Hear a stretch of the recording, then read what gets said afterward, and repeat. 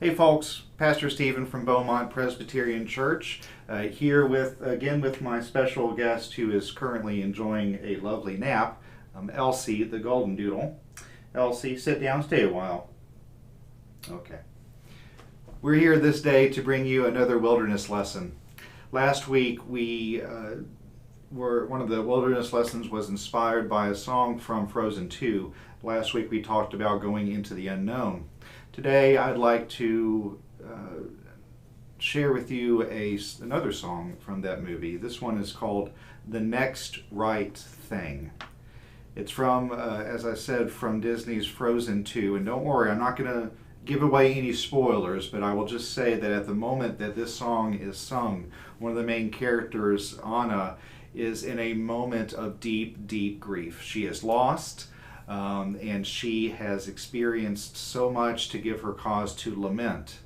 And in the midst of that grief, she is literally in a cave, crying out in sadness, or singing out in sadness. It makes me think of our lectionary psalm for this week, which is Psalm 130, that says, "Out of the depths I cry to you, O Lord."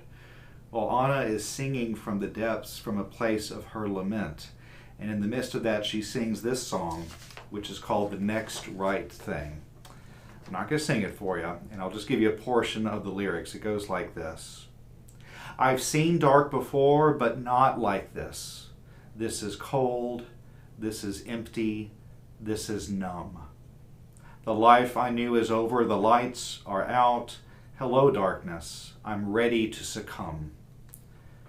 I follow you around, I always have, but you've gone to a place I cannot find. This grief has a gravity, it pulls me down.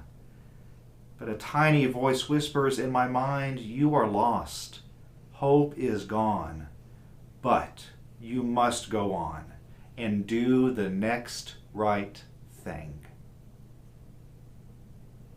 Isn't that beautiful? It's one of my favorite songs, and it is a very sad one. But I love it because in this moment that Anna is feeling so alone and isolated and lost, she doesn't think about the long term. She's thinking about what is the next right thing for me to do.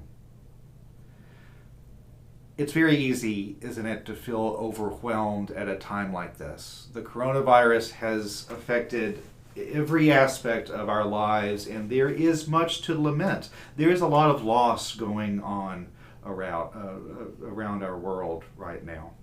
People have lost their jobs. People have lost a sense of rhythm and normalcy. People have lost connection, or at least connection in the way that we are used to doing things. I know of folks that have not been able to celebrate in the way that we're used to big events like birthdays or graduations or anniversaries or births even. So I think that it is important for us not to gloss over that loss, but rather to open up a space where we can talk about it, where we can name it and claim it. And in moments when the world seems to be just going crazy and there's so much disorientation, that it's important that we recognize that there is so much that goes around us that we don't have control over, but there is something that we do have control over, and that is the ability to discern what is for us the next right thing.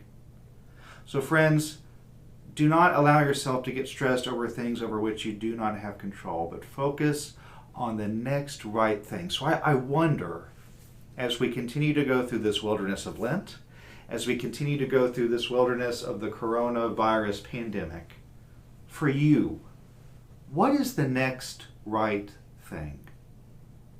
When you feel anxiety and fear knocking on the door, ask yourself this question. What is the next right thing? Maybe it's going outside on a beautiful day like this and getting some fresh air and taking a walk with your family. Maybe it is sitting back and lighting a candle and listening to whatever sort of music relaxes you. Maybe it's taking this opportunity to read that book that you've been putting off for a while. Maybe it's picking up the phone and calling somebody who you know is living by themselves and is feeling very isolated right now. I don't know what that is. It doesn't have to be some big grand thing. All it has to be is the next right thing. We'll talk about this a little bit more this Sunday as we gather again for worship. This Sunday we will be live streaming our worship both on Facebook Live and on a new YouTube channel that we created. You can go to YouTube and just search Beaumont Presbyterian Church, and we will be live streaming our worship on both platforms simultaneously. We hope that you will join us this Sunday at 11. In the meantime, be well, wash your hands, stay connected, and do the next right thing. Bye, y'all.